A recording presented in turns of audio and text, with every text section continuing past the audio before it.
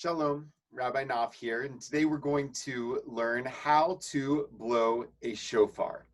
Now, the first thing you need, of course, in order to learn to blow a shofar is a shofar. And not all shofarot are created equal. This most likely comes from a ram, but a shofar can be made from the horn of any kosher animal except for a cow. And you can find all different shapes and sizes. And really, the shape and size that you use is truly personal preference. What you really want to look out for is the mouthpiece, and not all mouthpieces are shaped equally. So you want to find one that is a good fit for your mouth. I found one that really has a nice size opening because I find that helps me. I have a rather big mouth, as people have told me from time to time, and so it's good for me.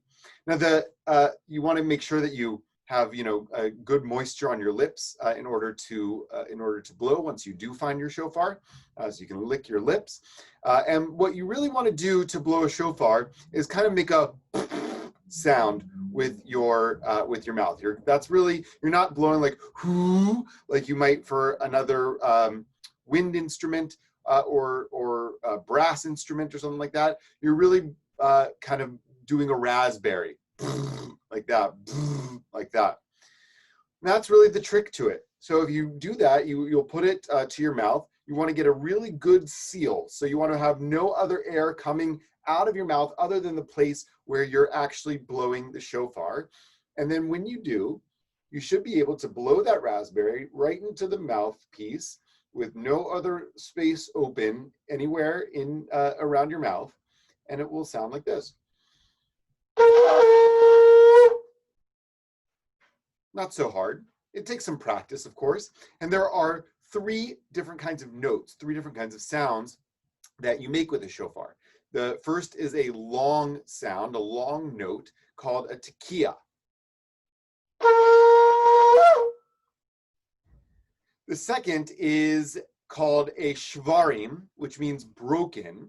It is three short notes, roughly equivalent to the length of the tekiah that I just blew.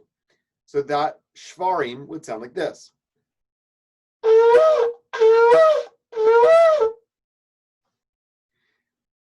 You see how it was three broken notes, shvarim, but about equivalent length of the tekiah. And then the final sound that you would make is called a trua, which is about 9 staccato notes, very short blasts. I say about 9 because it's hard to keep count sometimes in your head as you're doing it, but you want it to be about the same length as both the tekiah and the shvarim. So the trua will sound something like this.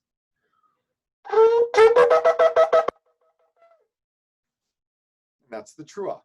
Now there's one other note that it's customary to make with a shofar, and that is a tekiah gedolah, a big tekiah. So it's the same as the first tekiah, just longer, and that's the test of your both your lung capacity and also the distribution of breath. If you're good at holding your breath underwater, then tekiah gedolah is probably a good exercise for you. So I'm going to try a tekiah gedolah right now. Let's see how I do. Not good on the first try. Let's try it again.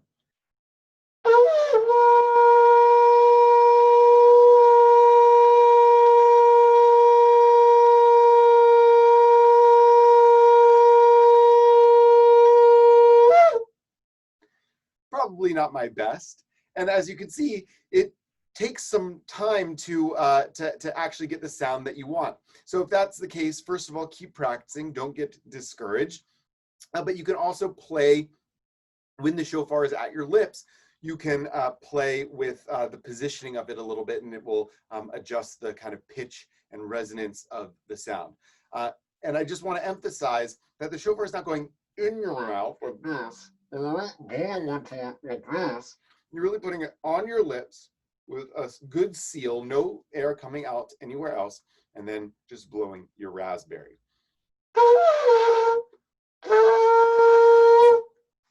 Just like that. Now, if you really want to be a shofar master, you should also learn the blessings for blowing the shofar, which go like this. Baruch atah Adonai Eloheinu melech haolam asher kitshanu b'mitzvotav v'tzivanu lishmoa kol shofar.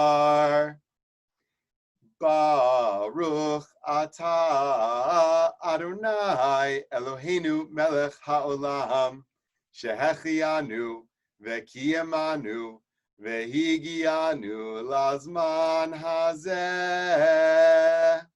Those are the two blessings that you recite before blowing the shofar during the shofar service on Rosh Hashanah. Any other time you blow the shofar, you wouldn't say those blessings, but because listening to the sound of the shofar is a mitzvah on Rosh Hashanah, we have special blessings for it on that occasion.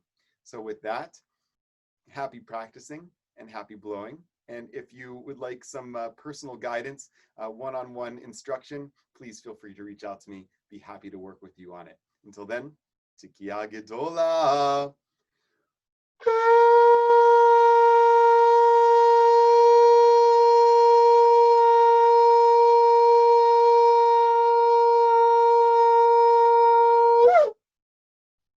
Shana Tova and Shalom.